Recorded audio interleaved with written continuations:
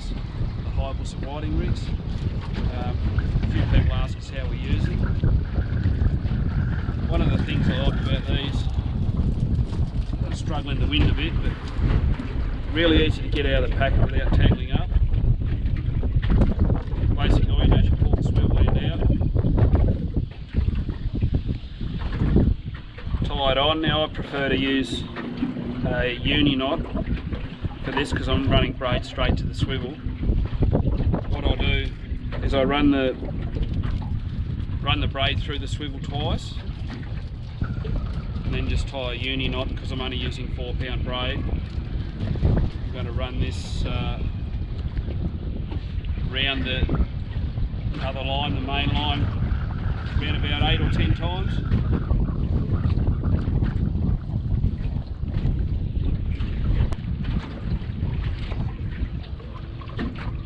Obviously in a sec I'll trim the tag off that. I just want to show how easy these are to get out of the packet. Just like that. No tangles, which is a bonus. Some of the rigs I've had in the past, you go to pull them out of the packet, you spend about 10 minutes fixing them back up. Because we're only fishing about 2.5, 3 metres of water, I'm just going to run a 3/4 ounce bomb sinker. Just use a snap clip.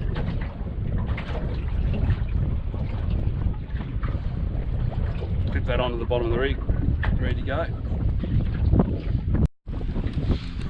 Cut up some bait. Prefer to use squid tentacles, the fresher the better if you can catch it before you go.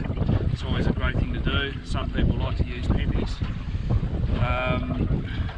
The candles are probably the best tentacles to use. I find they stay softest the longest, but any of the tentacles are good.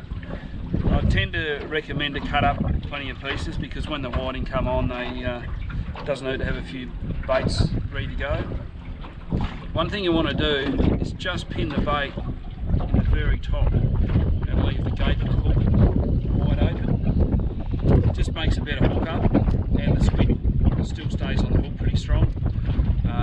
With these hooks, these are little, like a recurve circle hook. The beauty of these is they'll hook the whiting in the corner of the mouth every time. You can see here what the bottom we're looking for actually looks like when you put a camera underwater. Very broken up, that's the sort of bottom we want to be fishing. If you're off too far on the sand, you're probably going to find yourself playing with toadies. If you see on the far left of that image there, it's quite weedy. If you have your rigs out there, you're going to probably find a lot of wrasse. This broken bottom is really easy to find on a sunny day if you've got a good pair of polarised sunnies on. Once you've found the bottom, there's not much else to do but hook into a few. Trish's first trip out, it didn't take her long to get on the board.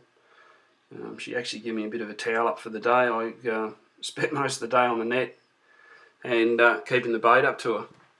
You can see when we get this fish out of the net, you'll see what I mean about the hooks, how they hook the fish in the corner of the mouth. A couple good things. Usually if they get a good hook in the corner of the mouth, fish don't get off. The other thing is it's really easy to get the hook out generally, and so if you've got an undersized fish, you can release it without too many dramas, without a hook being stuck down inside the throat of the fish. That was the first fish. He went about 42, which is a good start to the day. That was one of our smaller fish for the day. Trish is using a 2 to 4 kilo hawk rod. It's a rod, we don't have them anymore, very similar to the new Crucis Tempesta. Really good blank for whiting. 2 to 4 is a good all-rounder, especially when you're fishing this sort of depth. Another one hooked in the corner of the mouth.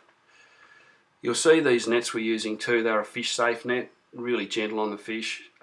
Also with the big holes, it's not hard, they don't have much resistance in the water, so it's really easy to move them quickly under the fish. This particular net's actually supplied by Gaffman, built locally in Australia, and probably one of the heavier duty nets that you can buy. Certainly got a good workout anyway. One thing I found using these circle hook rigs, when you notice a bite from a whiting, I tend to just slowly wind the rig in a little bit, keeping tension on the line the whole time. Not only will they follow it and stay interested, it actually improves the hook up because it just holds that tension on the line, lets that circle hook drive in for a really good hook set. Just throwing this bit in here just to show you how not to net a whiting. They tend to play up a bit at the side of the boat. I've had a few cracks at this. And then of course, just to finish it up, hooks pulled. It was probably fish of the day. One thing I must say is that Trish handled a lot better than I did. She was straight back in. I would have probably had to sit up the front of the boat and let a few words out. Sometimes you hook up on a whiting and all of a sudden your line goes slack. Don't stop whining, keep going. We've found a lot of them, you hook them up, they'll start playing up a bit, then they'll just come straight at the boat. So make sure you keep it going. What you will find, as soon as they get close to the boat and see the boat, that's when they'll start to play up again. So just be a little bit patient when they get to the side of the boat, especially if you're fishing with lighter gear, because they can run pretty hard.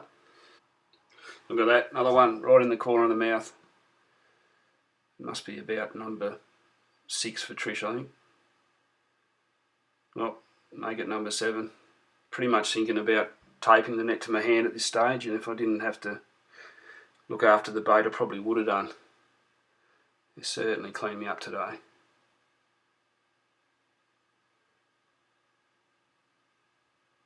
Oh, look at this. I've actually caught one.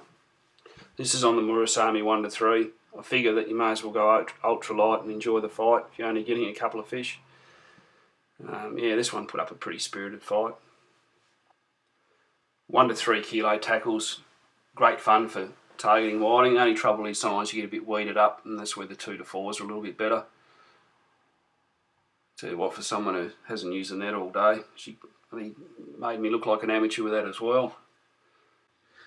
Now that's the fish that brought up our 10, so at least I can say I've made a contribution to the table.